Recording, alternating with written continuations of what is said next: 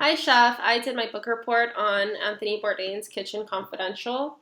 First of all, I'd like to say that I really enjoyed reading this book. I thought that all of his stories in the book were really good and they inspired me from becoming a culinary student to me wanting to open my own restaurant. I learned a lot from reading this book and how he went through his ups and downs, but still always remained staying true to himself and going after a passion of cooking and being a chef that he loved. He couldn't stay away from the industry. So, in the first chapter, he talks a lot about his childhood and how he became interested in food. It was actually when he went to a restaurant and a soup arrived in front of him, and he tasted the soup expecting it to be hot, but it was actually a cold soup. So that really shocked him and sparked his interest in food. He also went to France with his little brother to visit his uncle, and he stayed with his uncle and he just got to try all different types of cheeses and fresh fruit and vegetables. And he drank wine at the young age of 12 and smoked cigars. So I think that was the start of his opening his mind up to different types of cultures and foods. So when he was in high school, when he was in college, he attended Vassar. And at Vassar, him and his friends decided to go on vacation to the Caribbean, to Provincetown. And at Provincetown, he needed a little extra cash to pay for the place he was staying at. So his friend got him a job at Dreadnought, which was a very pirate-like restaurant where his the chef there, was very careless and actually had sex with a bride who was dining at the restaurant while her newly wedded husband was inside of the restaurant eating. And he had no idea what was going on. So Anthony decided at that moment that he wanted to become a chef. And I think that that chapter is actually really funny because it kind of gives readers a great idea of what type of person Anthony Bourdain is, or the kind of person that he was when he was in his 20s. So after that, he decided to get his job at Mario's, which is a more of an upscale restaurant. And he thought that he was really cocky and he knew all about the restaurant industry and knew what he was doing. Come to find out, he failed miserably, decided to go to the CIA to get more knowledge, and then go back to Mario's and prove everyone wrong.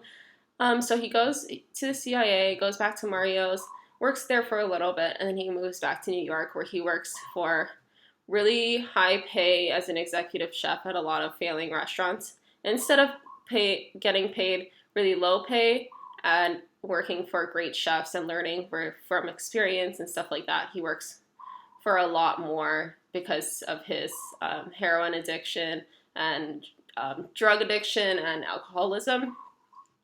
So that was basically, most of the book was just talking about how he was just living a very different life than normal people, working late nights, holidays, weekends. So then, towards the end of the book, in the chapter "Life of Brian," he went to Scott Bryan's restaurant, and Scott Bryan was around the same age as him, but they came from very, very different upbringings. Scott Bryan came from very little bit of money, and Anthony Bourdain came from a lot of money. But instead of Scott Bryan going to culinary school like how Anthony did, he worked for a very low pay for a lot of great chefs and learned that way through experience instead of going through culinary school. So Anthony kind of looks back at his life and reflects of why he doesn't have his own restaurant, why he doesn't have 4 sommeliers in the restaurant like how Scott Bryan did.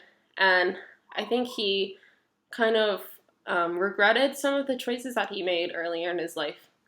But it was a learning experience, I think, for him, because it brought him back to really thinking about the core reason why you're in the industry. It's because you love food, and Scott Bryan was great at making delicious food that people wanted to eat instead of making fancy dishes and using mold rings to make the food look more fancy and lavish and sophisticated. He just stuck to the basics of making great food, and that made Anthony, I think it made him really happy and sparked more interest in him to make delicious food that everyone wanted to eat rather than fancy schmancy food.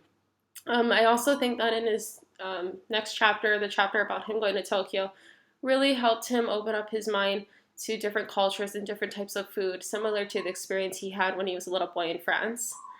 Another part of the book that really inspired me was that throughout this whole book, it's easy to forget that he was actually married to his wife, but his wife was very, very supportive, and she was there through all of the times when he would work late nights, weekends, holidays. And it seemed like Anthony was always trying to include her into his life, but at the same time, his mind was always at the restaurant and always thinking about prep lists and what he was going to do for the special. So it's easy to ignore and forget about her sometimes. But I think that's great that he had such a great supportive wife for a majority of his career, because I think that that was the backbone to him being such an amazing chef. So yeah, I just really enjoyed reading this book.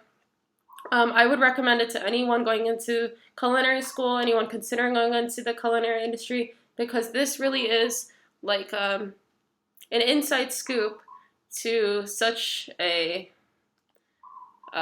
hard industry to work in. So I'd really recommend it, because it's easy to forget how hard it really is to be in the industry as a chef or a cook. But if you really love it, nothing can keep you away from it. So yeah, thank you.